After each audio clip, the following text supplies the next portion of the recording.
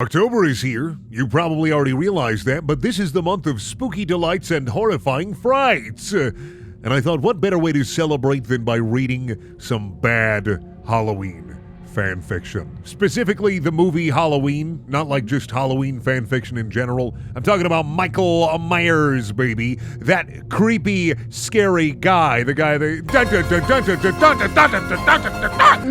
guy. And I thought, what better way to celebrate the month of October than by going back to my roots and reading and reacting to some horrible Halloween fanfiction that I have gathered. So I hope you enjoy, because if you don't, I don't know, I'll be at your house, and I'll be wearing a William Shatner mask, and you won't be able to stop me. There's nothing you can do. Let's go! Halloween Again by Friend of Darkness. Although I can't really tell because the name on the fanfiction account is Jack Bones, so I don't know who to credit it to, so I guess both. Instead of the traditional Halloween theme, Jingle Bells plays, which I mean is much scarier because I'm much more horrified by the thought of consumerism. Narrator walks on the screen. The narrator is played by Melissa Joan Hart. I don't think I can do a Melissa Joan Hart, so we're not even gonna try, okay? Okay. I've taken a break from the witch business to bring you this overly stupid and funny story. Man whips popcorn at her and nails her in the head. Down in front! Ow! I'm gonna put a spell on you. That's on your stupid TV show. Like you could do that in reality. Awkward silence. Then I'll stick my talking cat on you, ya bum. Her stupid talking cat jumps out at the man and rips apart his face. Michael walks out of the screen and pushes her off of the stage. What the... Hashtag, $, hashtag, exclamation point, question mark. She lands on her neck and dies instantly. Michael groans and walks back into the screen. Depressed, Loomis pops onto the screen out of nowhere. What's the matter, honey? Michael, in a baby voice. I wanted to use my whittle knife. Wah! Boo! Hoo! It's okay. Michael stabs Loomis 30 times and he dies. Mikey fell better. I have to add more, but I won't unless I get good reviews. Thank you, the author. All right. That was something. That was an experience, honestly. I feel like I've transcended a little bit of reality and grown a bit stronger. Give that like a 3 out of 10. The Return by Astoria. Chapter 1. It was a depressing, damp night. As usual. I mean, come on, this is Seattle! I was sitting back watching The Tube, when of course Control Freak was interrupted with Special News Bulletin, so I causally flipped the channel. I never watched the news. It was so boring and grown up. See, what I did not know was at the time that news clip was going to save my life.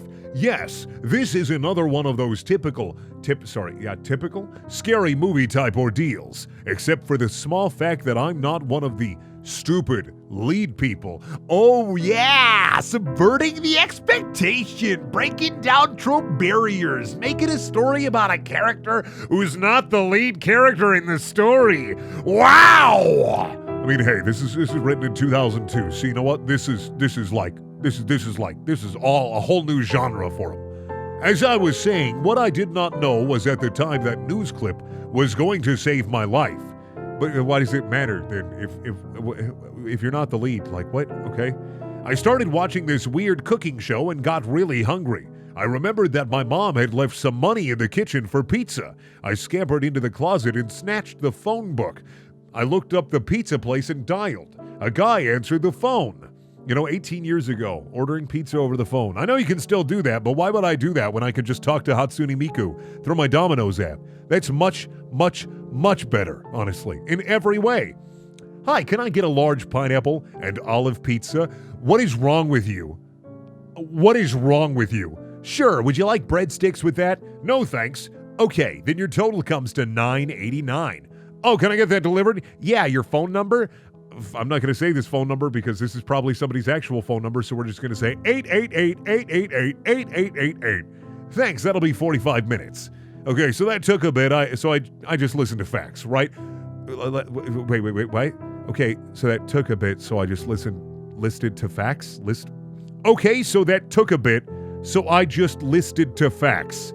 Right as I set the phone down, it rang, and of course I jumped. I picked it up and answered. I know, and no, it's not a psycho killer that wants to know what my favorite scary movie is. It was my aunt. Hello? Hi, honey, just wanted to let you know I'll be home later, and I thought, did you see the news? It was shocking. Aunt Meg, I don't watch the news, and neither do you. Oh, well, you should. It may concern you anyway. Bye, honey, love you. Okay, now I know I forgot to mention that I'm home alone, but it wasn't that important. I don't live in the biggest house on the block, but the houses on our block are pretty big, stupid. Oh no. Damn dumb anime smiley face. The thought that my mom was talking about the news, wasn't it your aunt? Now it's your mom? Is your aunt also your mom? Because that's pretty concerning, and I can kind of see where the writing is coming from. Was talking about the news piqued my curiosity. I flipped on the news and they were talking about some oil spill, so changed the channel again. What was my aunt, talking about? An oil spill concerning me. The doorbell rang and it was the pizza guy. The funny thing was, he wasn't wearing any pizza uniform thingy. I rushed to the door in pure hunger. I opened the door. He didn't have my pizza.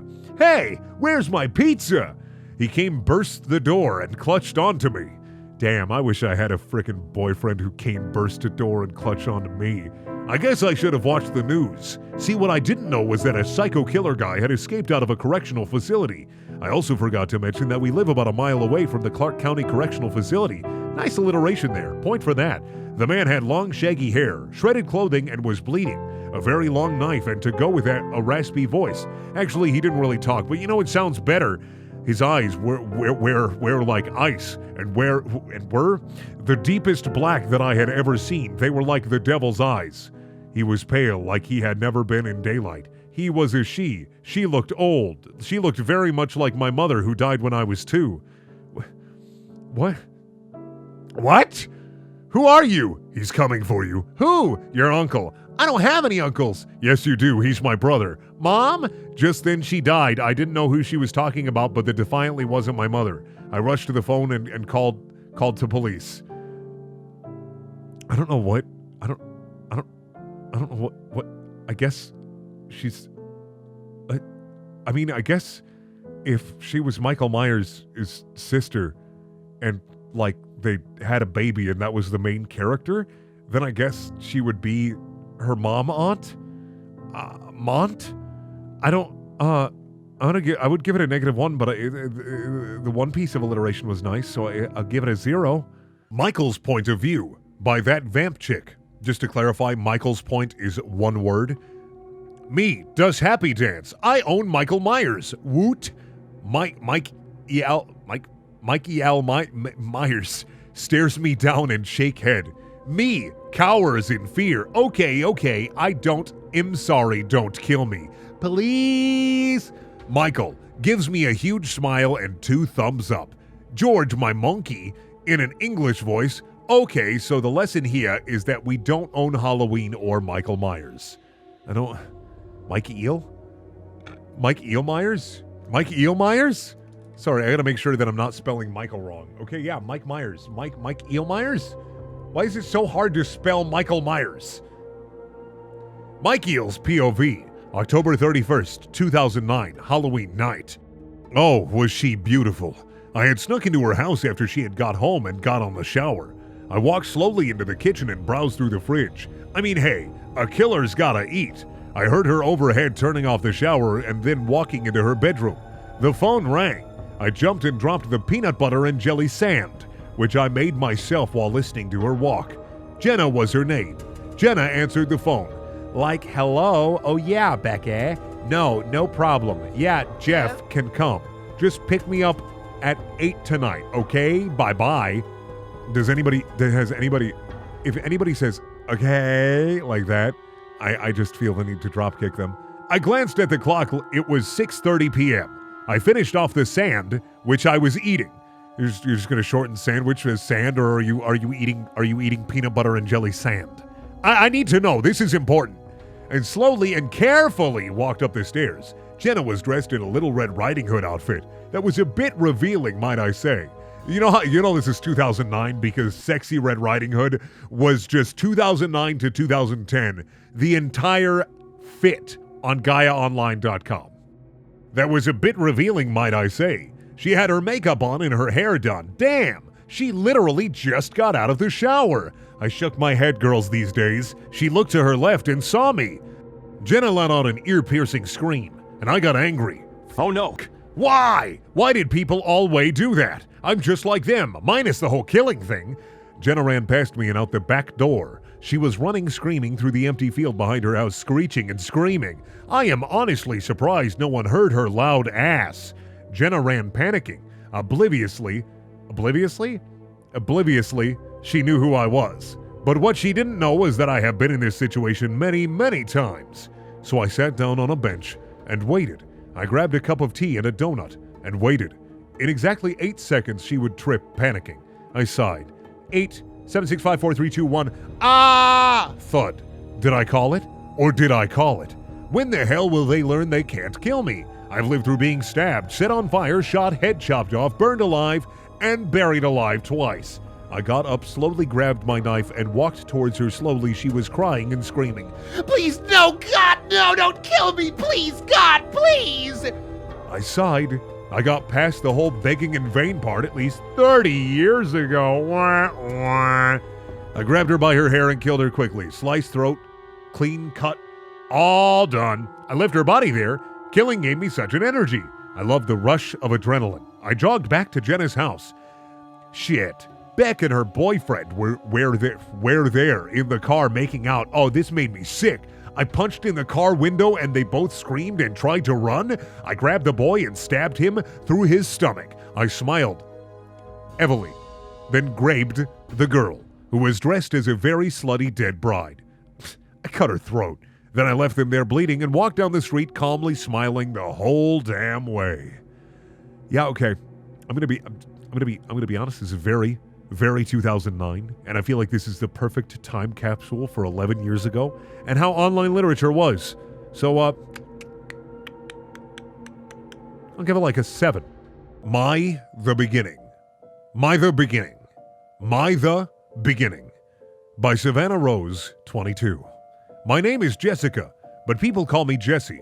A normal life, normal family, normal life, normal wife. But in the year 1975 is when we found out my brother had a second side to him. I can't describe how much it changed him in so many ways, but I will tell you from when my life was taken away and never returned. It all started in 1970, a nice warm day where the clouds are in the right spot and the grass moves the right way and everything seemed normal. And the birds and the sun was almost down from the top of the sky. It's just...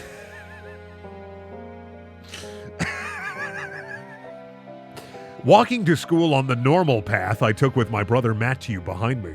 He has no one to talk to because he does not like to interact with others. So I talk to him like he was my best friend, because he is my best friend. We talk and hang pulls. I don't know if I want to talk and hang pulls. I don't have very many friends myself, so instead of trying to make friends, I just hang out with Matthew. Hey Matthew, want to hang out later? Says Jessica. Sorry, Jesus, I'm going to hang with Ronald later, but maybe tomorrow, says Matthew, with a happy look on his face. Oh, okay, who is Ronald? Says Jessica. He is my new friend. I'm going to go back. Did he call her Jesus? Sorry, Jesus, I'm going to hang out with Ronald later. That's what I say when they try to get me to come into church, when I'm going to the McDonald's instead. Then they walk to school, but Jessica is still wondering who Ronald was because at their school, when a new student arrives in the idol of his school year, they have a sort of like pep rally for the new kids, and they did not have one for Ronald. And that's the end of the story. There's no Michael Myers. It never got finished. And I want to know what happens. I want to know who Ronald is. I want to know the secret. Halloween in Texas by Shadowgate. Bobby had just gotten out of the shower. He dried off quickly and got dressed. Why does every pseudo horror story have to start with I had just gotten out of the shower and there he was? Oh, I dropped my bottle of water. Jesus. Okay, I'm fine. Is that just like Psycho's real influence? Is that anybody can remember is the fact that there was a shower scene and the killer was there? When he got downstairs and sat at the table for breakfast, things were looking bright. He looked over at the pumpkin on the counter. Margaret said, "News has come out that an escaped mental patient who killed his own family was on the loose in Texas. Margaret turned up the television set, then got back to serving eggs. Bobby could hear the report about how he viciously murdered his family. Hank said, "Turn that down. We don't need to hear all that. I'll tell you, if we bring back public hanging, we'd stop a lot of crime." Jesus, Hank. Bobby ate his eggs and went off to school. At school, people talked about the old Bloody Mary curse, where if one stood in a dark bathroom and chanted Bloody Mary 52 times, their firstborn child would die. I don't know if that's right. When Bobby got home and his dad asked him how school was, he told his dad about the Bloody Mary curse. Hank was pissed off and told Bobby it was a load of bullshit, among other things. After Hank spent 15 minutes cussing out Bobby, he went to grab a can of beer from his refrigerator. Bobby yelled, Dad, I'm going trick-or-treating tonight. Hank said, "Well, I have a headache, so I'm not looking forward to Halloween tonight." Bobby said, That's perfect. You can sit outside on the front porch because you have a grumpy attitude. You'll be seen as a scary old man. Hank just moaned. Bobby went trick-or-treating, but when he got back, he sensed he was being followed. He rushed to get into his house. He yelled, Dad, I think we've got trouble. Hank said, "Bobby, shh," and grabbed his son in a hugging embrace. Hank went on to say, "The escaped maniac has been seen in this neighborhood." Bobby said, Holy shit. I think he was after me. Hank asked, "Did you see him?" Bobby answered, "No." But I felt like I was being watched, so I ran in here as quick as I could. Can't really do a Bobby voice, can't really do a Hank voice, but I'm trying my best. Hank got a shotgun and Bobby got a large axe. Michael Myers broke a window and crawled into their house. Bobby had an axe and was ready. Hank said, "You break into a Texan's home, you get shot, mother." Oh no. Hank blasted Michael Myers, and while he was down, Bobby charged toward him and decapitated him. The end. I'm glad it's a happy ending. Really, I am glad that it's a happy ending, you know? Michael dies, Hank and Bobby get to eat eggs, and who is Margaret? I'm gonna Google that right now while I got you on the line here, caller. Who is Margaret? Margaret, King of the Hill. Oh, Peggy's name is Margaret. What? Really? How do I not know anything? Peggy's name is Margaret. Why did I think her name was just Peggy? Who would call her Margaret in a fan fiction? How did I not know? Like, how am I so stupid? I'm gonna give this one a 5, just because I'm dumb. Mike E. Myers versus SpongeBob by Goji Rules. It's Halloween night in Bikini Bottom, but this Halloween will be unlike any other before it. SpongeBob is returning home from work and is being watched by a certain someone. Really, you're gonna write someone with the number? Really? Okay. This someone comes out of his hiding place and is revealed to be Michael Myers. But why is he in Bikini Bottom? Well, it seems he got bored with Haydenfield and decided to go after a new game and a new hunting ground. And SpongeBob was the perfect target. Not even going to talk about how he got underwater. Not even going to give me a lore reason. Not going to give him like a suit or anything. He's just there. He just can breathe underwater. Okay. All right. Okay. Michael attacks SpongeBob, and Squidward, who is on his way home from work, sees that SpongeBob is in danger, and not wanting to get in trouble with Mr. Krabs because SpongeBob was killed, he fights Mike Eel, allowing SpongeBob to escape. But Mike Eel kills Squidward and goes after SpongeBob. SpongeBob rushes into his house and locks all the doors and windows. But just as he thinks he's safe, he hears a noise coming from the kitchen. At first, he's frightened, but he's relieved to see that it's just Patrick looking for something to eat. SpongeBob tells Patrick the story of what happened, and they barricade themselves in SpongeBob's room.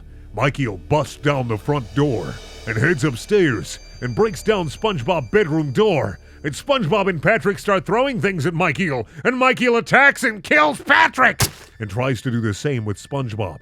But SpongeBob escapes and heads to the Krusty Krab as Mr. Krabs is closing shop for the night. And Mr. Krab wonders what SpongeBob is doing there, then sees Mike Eel coming toward them and tries to fight him, but has his head twisted off. Then SpongeBob rushes into the restaurant and barricades the door and locks it, but Mike Eel breaks it down. And SpongeBob heads into the kitchen and makes bomb-shaped Krabby Patties. This is like a power-up. It's like a video game. Excuse me? And throws them at Mike Eel. But Mike Eel doesn't feel burnt any and proceeds to attack SpongeBob. SpongeBob attempts to call the cops, But just as he tells them what's going on, Michael kills SpongeBob, but is arrested a few minutes later. Just a lot of exclamation points. And I'll be honest, I don't know if I can verifiably really believe in Michael Myers being in Bikini Bottom. I'm not going to be able to suspend my disbelief. I couldn't get immersed in this story. -10. -10. So ends a collection of Halloween fanfiction. Thank you for watching.